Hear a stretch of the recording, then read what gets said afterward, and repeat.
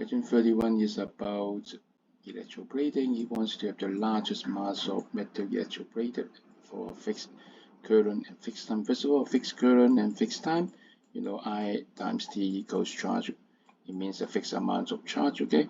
So first of all, we consider the charge on iron should be high or low. Consider two iron, one is X plus and the other is X2 plus.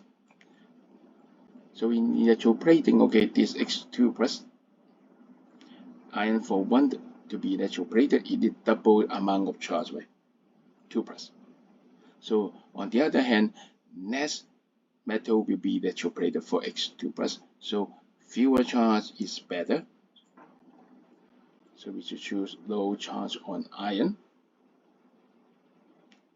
Okay, on the other hand, if the atomic mass is large, it means that when the same amount, the number of moles of metal iron is being electroplated, the mass of the metal being electroplated will increase. So we just choose large atomic mass and low charge on iron. So the answer is B. Thank you.